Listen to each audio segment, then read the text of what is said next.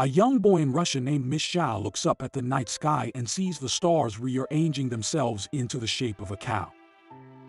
When the cow looks down at him, Misha wakes up and realizes he was dreaming. Some seconds later, he is struck by lightning and falls unconscious. A crowd gathers around him as a woman examines his body. After a few gentle slaps, Misha regains consciousness, and the woman predicts that he will live an interesting life. Bob's niece Abby introduces herself to Misha at an awards ceremony one day. She compliments his work and seems to be interested in him. After the ceremony, Bob and Misha discuss Abby's presence. Bob wants Abby to return to the United States and is annoyed that she won't listen to him. Bob has also sensed a budding relationship between her and Misha but is adamantly against it. Then, we are introduced to a rich marketing specialist named Mr. Pascal, who organizes a conference with executives from fast food companies on his own Polynesian island. Misha makes a pledge to Bob that he would not become involved with her for Bob's sake. In the following scene, Abby and Misha are on their way to a studio. Abby has invited him because she needs help with the marketing side of a project she is working on.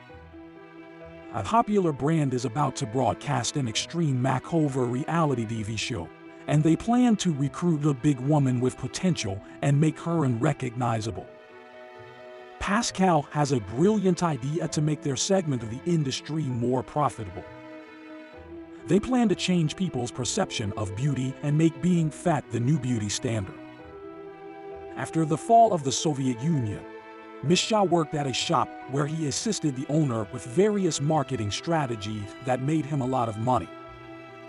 However, when Misha asked for a raise, he was immediately kicked out of the shop. That is when he met Bob. At first, Misha believed that Bob was an American spy who wanted him to work against the Russian government.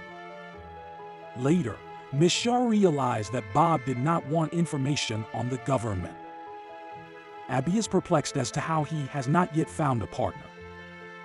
Misha does all in his power to fight off his attraction to her, but he just can't seem to succeed. One day, when they are stuck in a long traffic jam, things get steamy.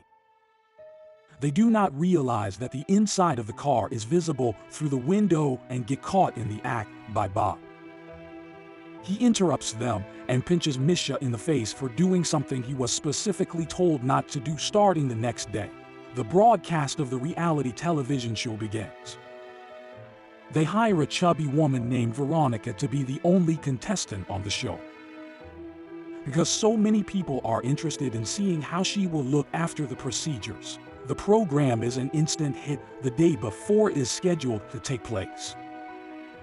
Veronica has second thoughts and sends a video message to Misha and Abby saying that she does not want to go through with the procedure anymore, but she is unable to back out of the deal at this point in the game. The surgery goes well, much to the delight of Misha and Abby, and they celebrate by dancing and drinking in the hopes of seeing a new Veronica the next day. However, the next day they get terrible news that Veronica never came out of anesthesia and has fallen into. Abby goes into a panic and blames herself for the accident they caused by treating a lady like a play doll, and now they must deal with the repercussions of their actions. It is then revealed that the failed show was all a part of Pascal's plan. He wanted to change the beauty standard to fat, so he showed people the disadvantages of trying to be thin and created an environment of mass hysteria. The media and the public who had been following the show closely are enraged. In the moment of emergency, Misha becomes the scapegoat for the company. He and Abby are arrested for fraud and thrown into jail. People start to believe that they are doing something wrong because they are always trying to lose weight. A week later, Misha is bailed out by Bob in exchange for the bail, and Abby is forced to return to the United States and never see Misha again. After Misha gets out of jail, he immediately calls Abby, but she is already at the airport terminal. After that, He goes to meet Bob and accuses him of plotting the failure of the show. In another flashback, we see Misha writing after the man was killed by the protesting public. Misha went to the remains of the shop and saw what his story had done to it. At that moment, he realized that with the power of marketing, he can not only build a brand but change the entire world. Misha believes that Bob was behind the unsuccessful surgery that he planned to separate Abby and himself. However, Bob laughs at him.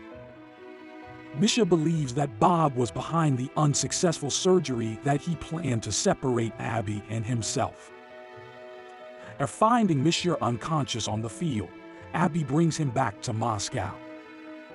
He is grateful that she helped him, but is in a bad condition.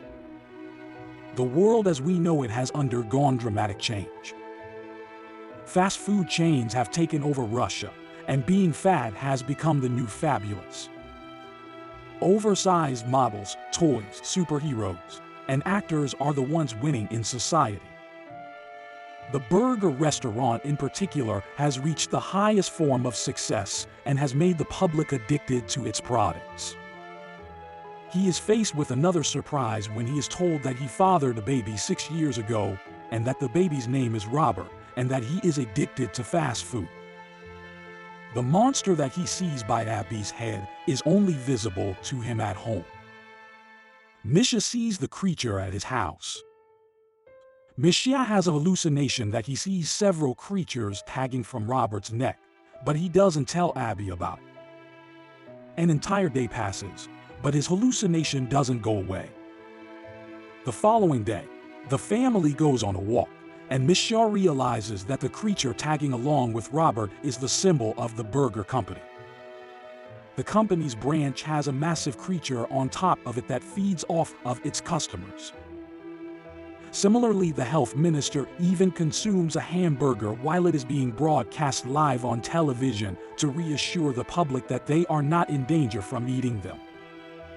The Chinese businessmen suffer a significant financial loss as a result of the project, but Misha is pleased with how it turned out.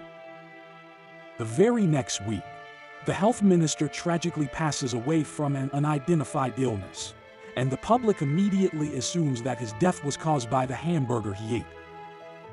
As a result, the public begins to panic, and just as Misha begins to believe that he has triumphed, he notices that the tag on the dim sum restaurants is growing larger. This leads him to the realization that as long as people are able to advertise, they will continue to deceive the general public. Eventually, the dim sum chain grows so large that its tag forms an egg, which then hatches into a dragon-like flying creature. This creature attacks the tag on the burger restaurant and consumes it, signaling the end of the dim sum the next day. It was disclosed that the burger stock had suffered a significant drop. Within a month or two, all of the brands that Pascal supported go bankrupt. This also gives rise to an unexpected outcome. People all over the world have begun protesting to ban advertisements of all kinds. Abby and Robert watch the news and see Misha on television. Thank you for watching. Why don't you consider subscribing while you're here? We have the best recaps around and would love to have you part of our community. Thank you and see you in the next one.